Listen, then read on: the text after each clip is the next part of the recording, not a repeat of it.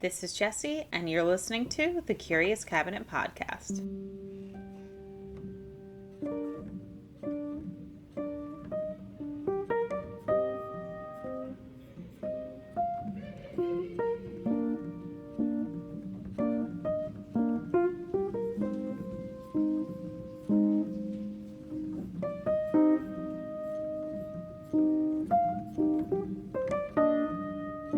Lumberton is a pretty remote area of North Carolina, residing in Robeson County. It's a very small, close-knit town where everyone pretty much knows each other. It has nearly 20,000 people living there and is located along the Lumbee River in southeastern North Carolina. It's home to the Lumbee, a state-recognized American Indian tribe. It's got a ton of swampland and forests, and it used to be a big area for timber sales, and there are only a couple of major roads that pass through.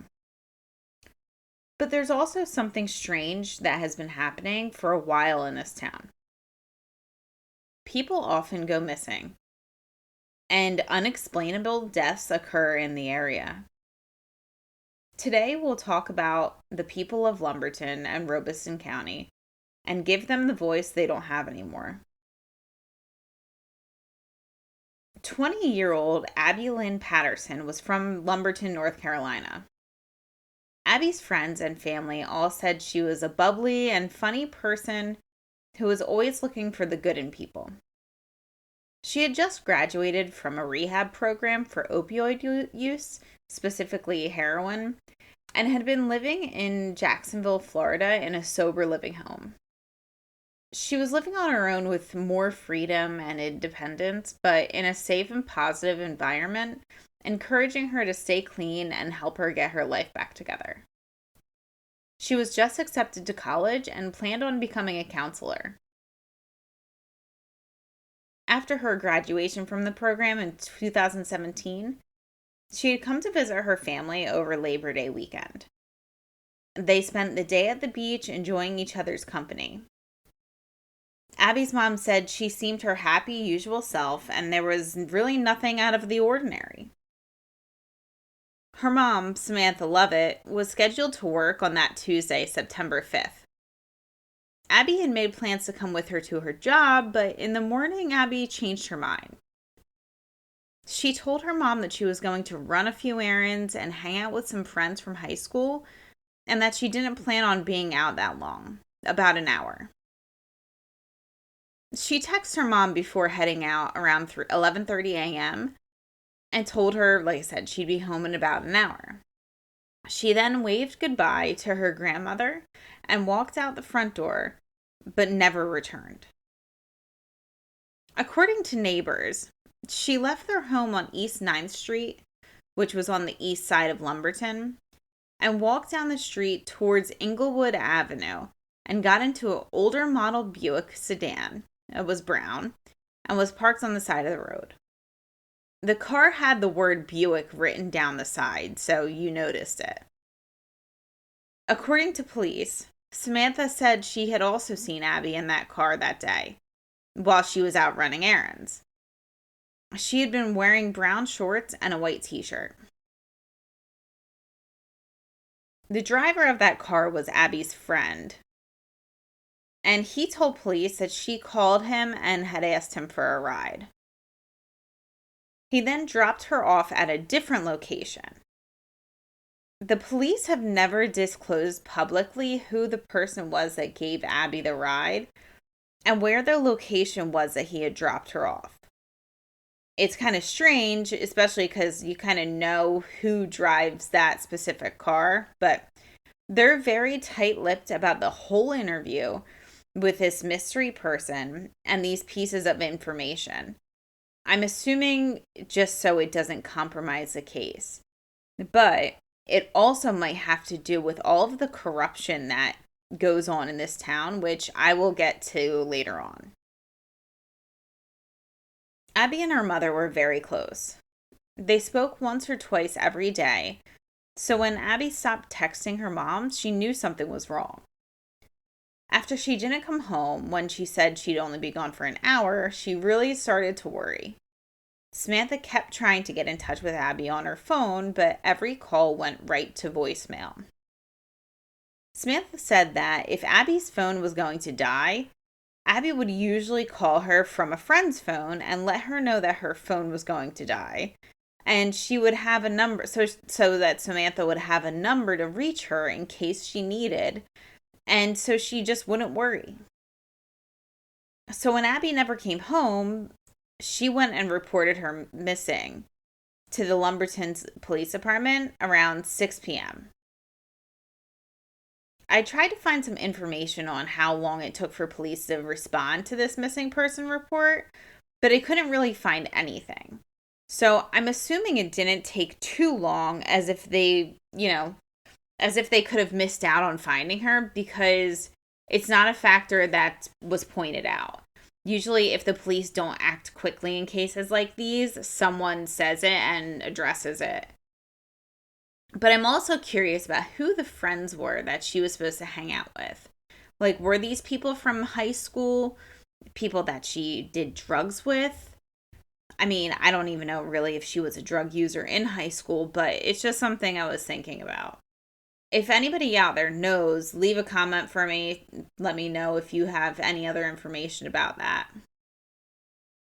During the investigation, police took a look at her phone records, and her bank activity. They put all the pieces together that they could, but they are just missing that one piece of the puzzle. Abby's family pleads for information regarding her disappearance. They say, Abby is a light to everyone she knows, and without her, we are lost. We pray that someone who might know something about her whereabouts might come forward, even if they choose to remain anonymous. She is not just a missing person. She is a missing daughter, a missing sister, a missing granddaughter, and a missing piece of so many people's hearts. By October, the FBI became involved in this case. It's not exactly clear why they became interested in this case at that time, but some speculate it's because she may have been driven across state lines. Some say it's also because Lumberton is a really unsafe area, and from the next bit of information, it seems like they may have had some sort of serial killer in the area. Now, in the months before Abby disappeared, there were a couple of deaths in Lumberton. 3 different women who had been found dead under what police were unclear circumstances. On April 18th, 2017, someone called the police because they smelled a foul stench at 505 Peach Street. This was an abandoned home. And when they walked in, they found 32-year-old Christina Noel Bennett, and she had been covered in a blanket inside of a television cabinet. So now there's a huge police presence at the house. I'm sure ambulances were there, and there were people starting to get nosy, so they gathered outside of the home, speculating what was happening on the inside. They also started to smell an awful stench. But this time it wasn't coming from inside. Someone walked over to a nearby trash can and opened it to see if that's where the smell had been coming from. And the first thing that they saw was a human foot. This body was confirmed to be 36-year-old Rhonda Jones. Rhonda was a mother to 5 and a grandmom to 1. Both women were found nude and in various states of decomposition. The remains were then sent to the medical examiner, and the autopsies were performed. After a year, and it took a whole year, the autopsies were released to the family as undetermined. Their bodies were too badly decomposed to make a determination. Rhonda Jones was said to have cuts on her forehead and chin, possibly related to her placement in the trash can because they were all made post-mortem. She also had 2 abrasions on her upper back as well as a fractured nose. Both women had struggled with substance abuse throughout their lives, and both were found with cocaine in their systems. The ME did state that this was not the cause of death, and there weren't any other drugs in their systems, so it could not have been from an overdose. Actually, the ME did say that an injury from asphyxia could not be ruled out. Then, 28-year-old Megan Ann Oxendine had an interview with CBS North Carolina where she talked about her friend Rhonda Jones. She said, "She was a mother of 5 and a sweet, good person. I never seen her act out or nothing. She was just quiet. She didn't really mess with too many people." Shortly after this interview, Megan's remains were found on June 3rd, 2017, at 608 East 8th Street. Her body was covered partially by overgrown weeds, tree branches, and roof shingles, and she was also found nude. An autopsy was performed, and once again, the cause of death could not be determined, and asphyxia could not be ruled out. She also had traces of cocaine in her system, but that was not the cause of death. While Abby has not been found deceased and is still considered a missing person, there are some similarities between these cases. One difference is that Abby was in treatment for heroin addiction, which is different from the finding of cocaine in each of the deceased women. So whoever the killer may be who killed them could have just offered her cocaine instead of heroin. Sometimes when people are out looking for drugs, they'll just take whatever is available. I mean, by all means, I don't think that she was out looking for drugs. I just mean that if that's what was available, maybe she went for it. I mean, it's tough getting clean and staying clean, and maybe she just fell under the spell again, but I don't know. Most recently, WPDE News reported that a special agent with the North Carolina Federal Bureau of Investigation says that they have strong evidence in the deaths of Christina Bendit, Rhonda Jones, and Megan Oxendine. The police can't officially classify them as homicides. They say the deaths are very suspicious. I mean, that term just kind of makes me laugh because obviously, finding nude women dead is very suspicious, especially when one is in a trash can. Yeah.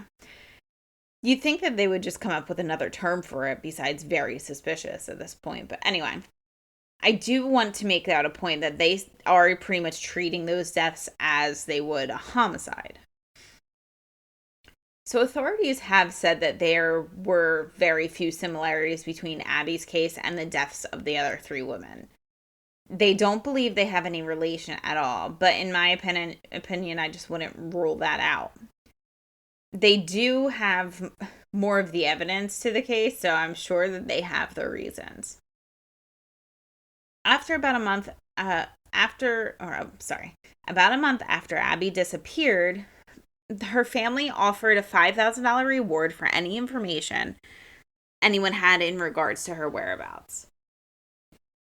In February of 2018, 5 months after Abby went missing, Abby's mom went walking around town posting flyers in the area where she went missing, specifically where she was last seen getting into the car.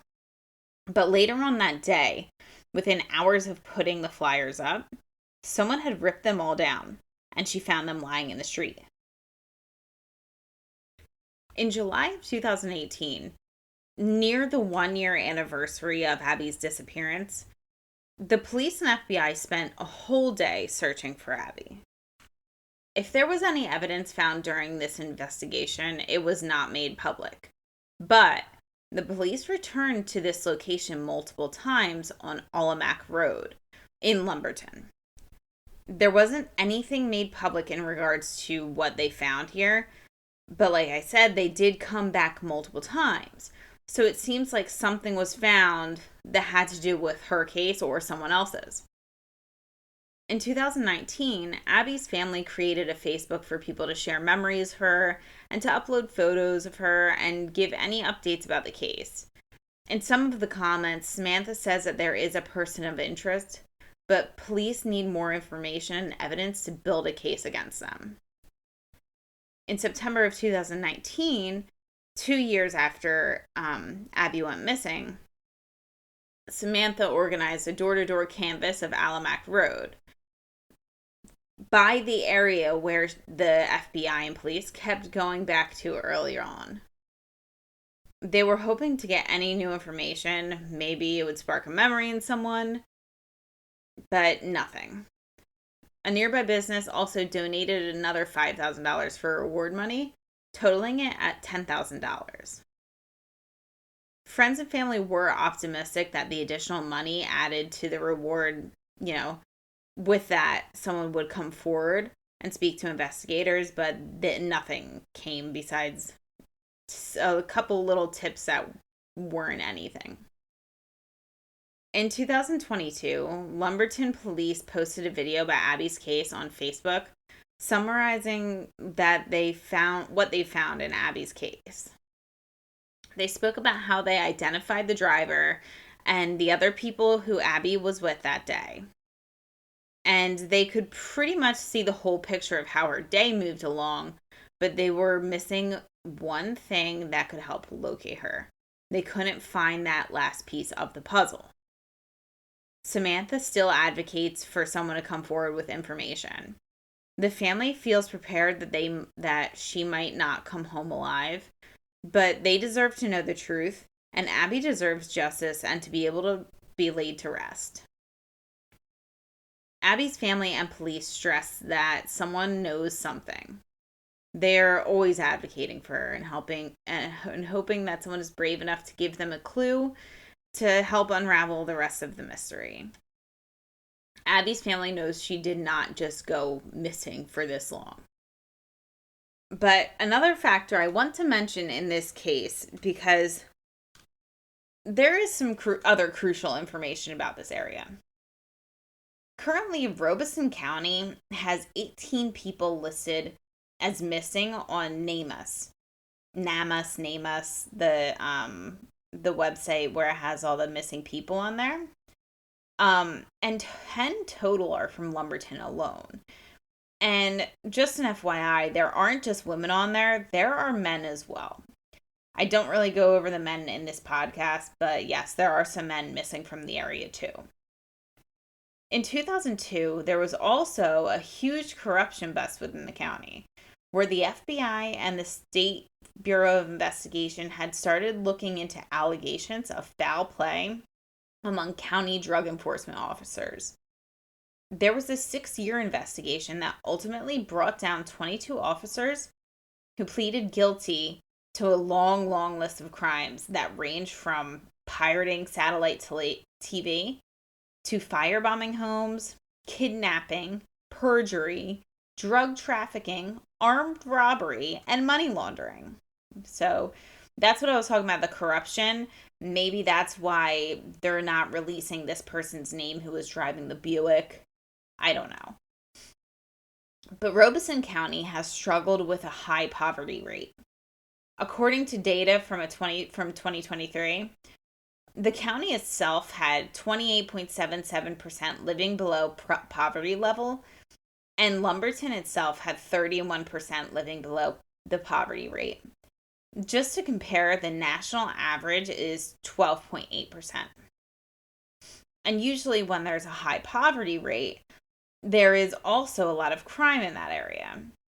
In 2022, Lumberton's crime rate was at 33.3%, with violent crimes making up 20% of that.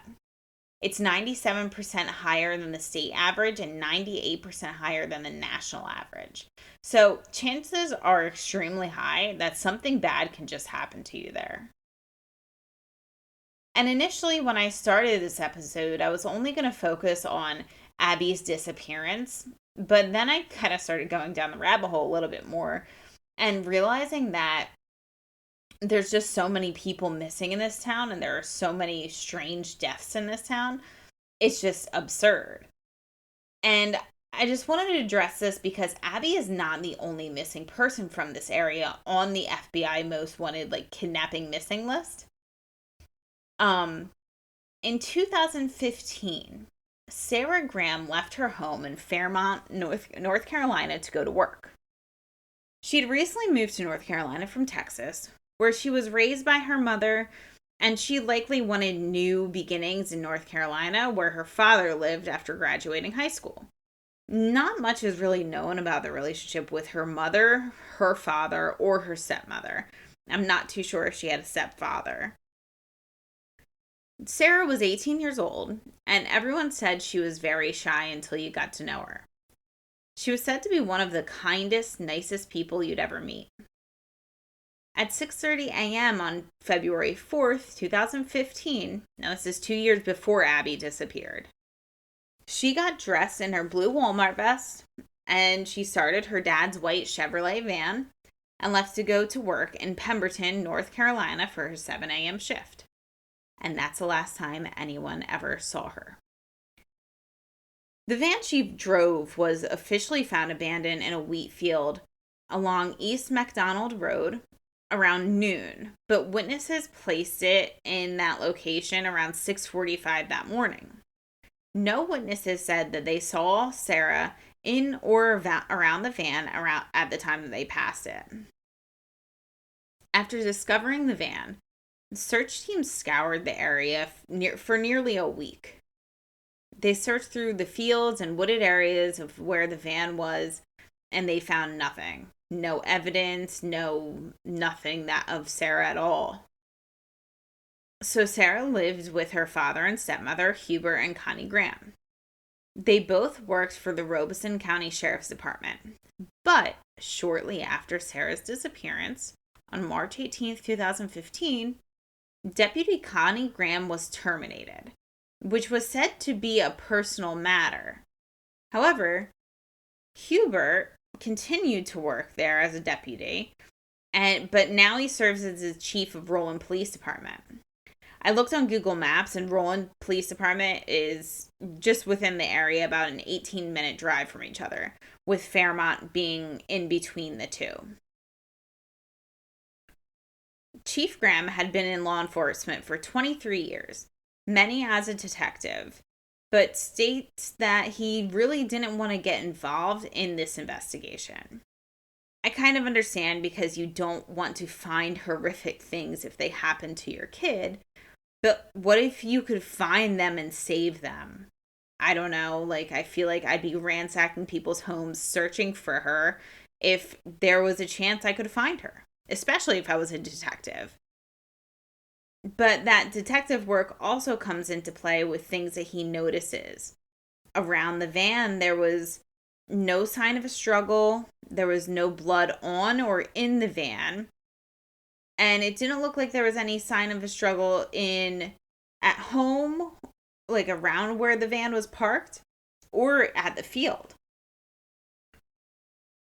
I also looked up how long it would take for her to get from her house to the spot where the van was found, and it only took around 5 to 10 minutes, so it is possible that she had gotten kidnapped in that time period. And then dropped the car off and people didn't see her around the car.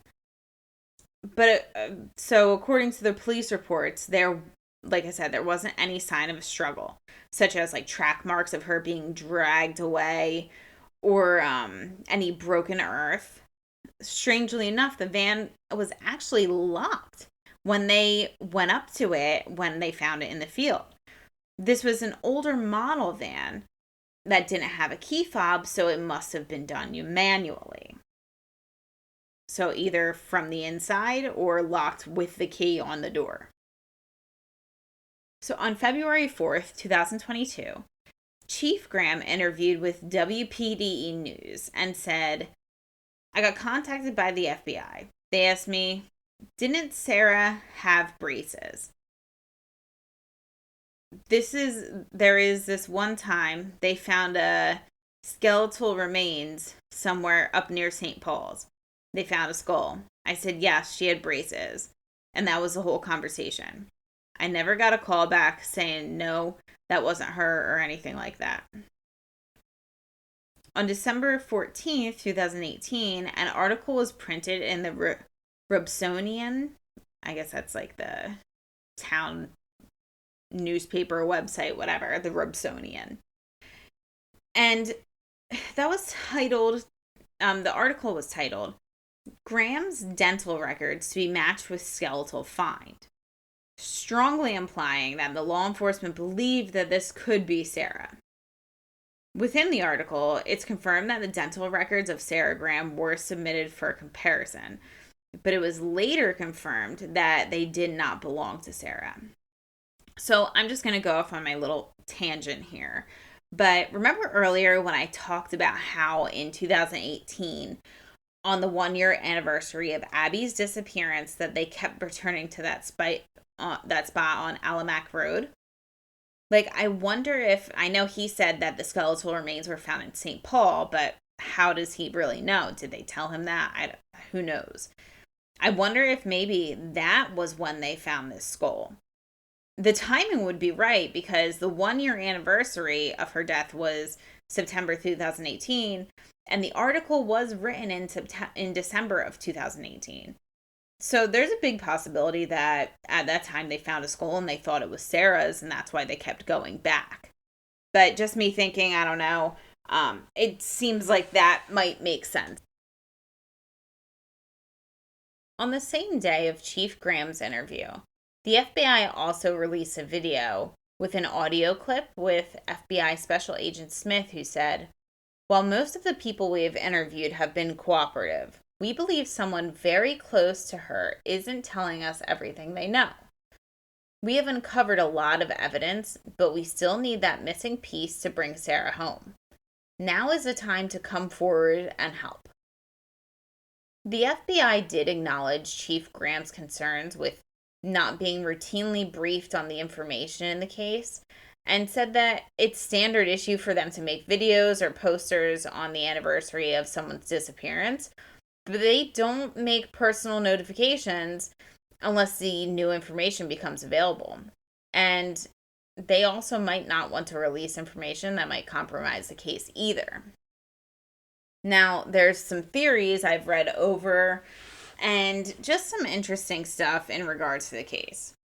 So I thought the van being locked was strange because it's almost like someone was trying to protect their property. It doesn't have a key fob because it's an older van, so, it wasn't like you just hit the button as you're walking away. It either had to be locked from the inside of the car or manually from the outside. If it was someone who kidnapped her or something like that, I don't think they would have cared enough to make sure the doors were locked. And Sarah's dad said that there were no signs of a struggle around the home or by the car where it was parked at home or where it was found. But did anyone ever see Sarah actually getting into the car and driving to work that morning? When was the last time anybody actually physically saw her besides her family? Now, these are all speculative, so I don't have facts supporting this, but this is just purely for discussion. I just wanted to be clear about that. But some of the theories that have been circulating online are that Sarah's family has secrets and they know more than they're telling the police. One of the things that people are saying is that Sarah had a stepbrother who may or may not have been considered a person of interest in this case. There are rumors of him being obsessed with her. With the stepmother being terminated, she could have been either taking evidence from the case that they found or just checking on the case to see if there was anything that implied her son may have been connected. It could also be an element as to why her father doesn't want to get involved in the case, or maybe they told him he's not allowed to get involved in the case. From what I understand, though, the FBI has started looking at this case differently as of July 2023, because they believe someone close to her is not telling the truth. Another theory is that there's just so much corruption in that town that either the family theory is correct and the corruption has just made it easy for them to slip under the radar, or it's been made easy for anyone who did it to slip under the radar. So we could have been someone completely different from the family. Another, thought that I had was maybe that something else did happen. That somebody was watching Sarah, somebody knew her schedule, somebody confronted her, and Sarah, being the shy, timid girl that she is, didn't really struggle, and they just took her and got away with it. It seems as if authorities do believe her to be dead, according to that 2018 article where they found the skull. She also could have just run away. I mean, it doesn't seem likely, but it's just another theory. I don't know her personally, but she doesn't seem like she would just up and disappear without a trace. But that doesn't mean that she didn't maybe fall in love with some man who promised her everything and decided to disappear. It just seems like at this point, 10 years later, she would have made it known that she was safe. Or someone would have noticed something. You never know, though. But at the time of her disappearance, Sarah had short, dark brown hair, wore glasses, and had braces. She is Native American, 5 feet 4 inches tall, and weighed 160 pounds. According to an article in 2019, the Robeson County Sheriff, Bernice Wilkins, had recently formed a cold case and missing persons investigative team. This was obviously long overdue because so many people were found deceased under strange circumstances, mostly because the cause of death could not be determined. They shouldn't be forgotten either. Their lives mattered, and people should know about their cases. 41-year-old Cynthia Jacobs was part of the Lumbee tribe and was living in Lumberton in 2017. She had suddenly stopped attending appointments after May 31st, 2017. She had last been seen walking in the area of Chippewa Street, around 2nd Street, in July of 2017. Cynthia is of Native American descent, but there really isn't much else known about her case. Jessica Michelle Lowry was 25 years old in 2005. This is another case where circumstances of her disappearance are completely unknown. Jessica lived on the 700 block of Blinger Ave and reportedly left her home on December 20th around 3 a.m. on foot. She was last seen walking on Beam Road, wearing a black shirt with blue jeans, black Reebok sneakers, and black and white Harley Davidson jacket. Her ears were pierced, and she had a tattoo of a rose with a long stem and 2 leaves on each side, on the outer left of her ankle. Jessica is also of Native American descent. Michelle Ann Driggers, 23 years old in 2003, was discovered on March 2003. Her remains were found in the driveway of an overgrown, unused cemetery off of Hestertown Road. She was found laying face down. Oh my gosh, I can't talk today. She was found laying face down, her clothing scattered around her, badly beaten and bruised. The autopsy conducted determined she had been strangled, beaten, stabbed, and sexually assaulted with a sharp object. Lisa Harden was 36-year-old in 2009. On July 12, 2003, Lisa's body was found in the woods behind the Titan Flow Control Inc. warehouse off of Chippewa Street, near an unused railroad spur. She was badly bruised, appearing to have been beaten with something. Police have never confirmed whether she was sexually assaulted or was found nude. She was buried at Oxendine Cemetery in the following January.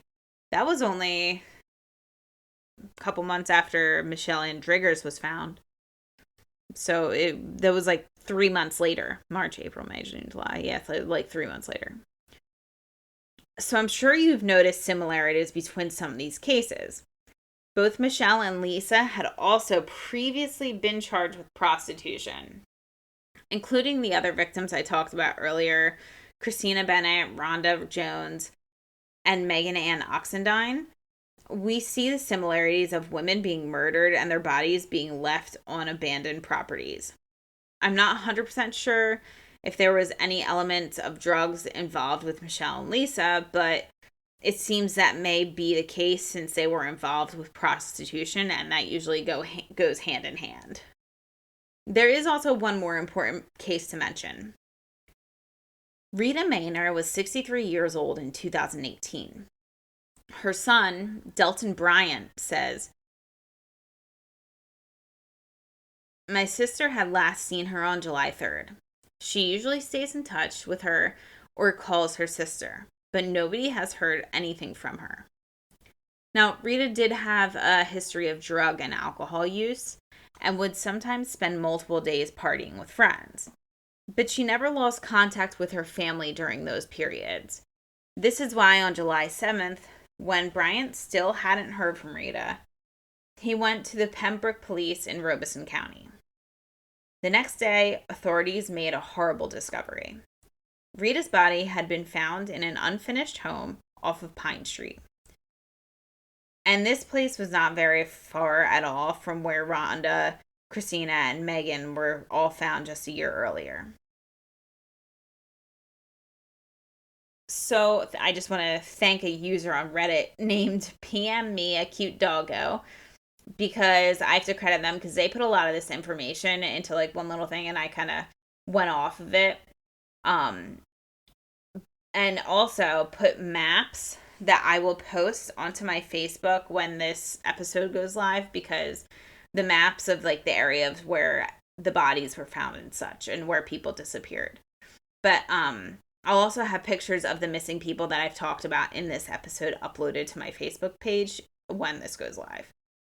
So anyone with information regarding the whereabouts of Abby Lynn Patterson is asked to call the FBI's Charlotte field office at 704-672-6100 or the Lumberton Police Department at 910-671-3845. Abby is described as 5'7", 140 pounds, white female with a tattoo of a bird on her shoulder, a birthmark on the back of her right thigh. I don't know why I didn't have her description in there earlier. For Sarah, the FBI is offering a reward of up to $5,000 of information leading to her location. So you can call the FBI Charlotte at 704-672-6100, or you can always submit tips online at tips.fbi.gov. So I just really want to know, like, what is going on in Robeson County, North Carolina? The crime is insane. The amount of people missing is just incredible. I want to hear your thoughts and comments on this. Do you believe that there is a serial killer lurking in the shadows there? Or has corruption just gotten to everyone in the town so nobody will talk? I mean, do you believe that Abby's case is linked to the other women's case? For me, I think that Sarah's isn't linked, but Abby's possibly could be. If you have any other information on these cases or other cases from Robeson County, leave me a comment below or on any of my other platforms. You can find me on TikTok, Instagram, and Facebook, and don't forget to subscribe to my channels. Until next week.